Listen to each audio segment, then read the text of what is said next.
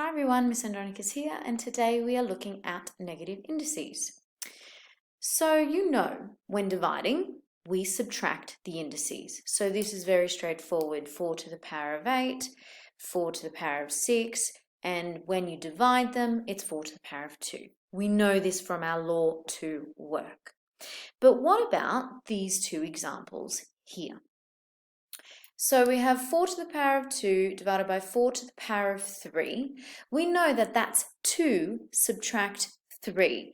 So we would say that's 4 to the power of negative 1. Okay? If we had a look at that and did it sort of the long way, we would say, well, that's 4 times 4 divided by 4 times 4 times 4. That makes sense. You've got 2 at the top, 4 times 4, that's to the power of 2. You've got 3 at the bottom, that's divided by 4 to the power of 3. If you were to cancel 2 at the top, cancel out 2 at the bottom. Remember, we can't have 4 to the power of 0 because remember, 4 to the power of 0, anything to the power of 0 is just 1.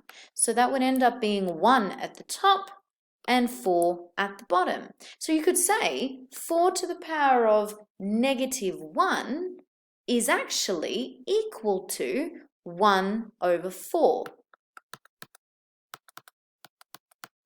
Two different ways of writing the exact same thing.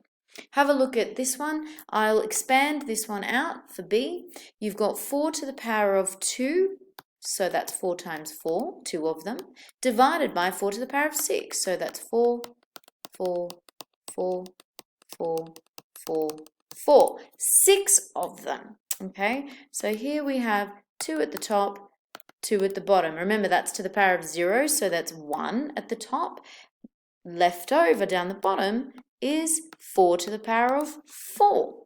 So once again, we've got 4 to the power of 2. If you were to do that by your regular division law 2 rules, that would be 2 subtract 6 is 4 to the power of negative 4. And it also equals to the power of 4. So our general rule, okay, if you've got 4 to the power of negative 4 equaling whatever it is as a fraction to the positive version of that same index. Have a look at our general rule. All I've done is replace those numbers with letters. So x, whatever your base is, okay, to the power of any sort of negative indice, any number, equals 1 over x to the power of that positive number. So like we set up here, if it's just to the power of negative 1, then it's just 4, okay? If it's to the power of negative 4, then it's 1 over 4 to the power of 4. Same thing. If it was 3 to the power of negative 6, it would be 1 over 3 to the power of 6, okay? So that's your general rule for negative indices. Make sure you write that down. All right, another couple of examples to go through with you. 3 to the power of negative 2. You know, if we rework it as per our rule, 1 over 3 to the power of 2. And because that's such a low answer, it would just be 1 over 9, okay? Because you know 3 times 3 is 9. Have a look at this one. If we continue to scroll down, the last example, you've got 10 to the power of 3 multiplied now by 10 to the power of negative 5. So a little bit trickier here with our negative indice. We know the multiplication, the rule with our indices is always add them, okay? Addition.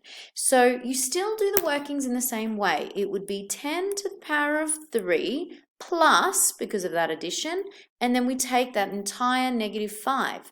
And now our rules of our directed numbers apply. If you've got a positive and a negative next to each other, you know that the negative will win. So technically that's 10, 3 to the power of 3 subtract 5. You know that for sure. And then that's 10 to the power of negative 2. Okay? If we rework that according to what we just learnt above, that would therefore equal 1 over 10 to the power of 2.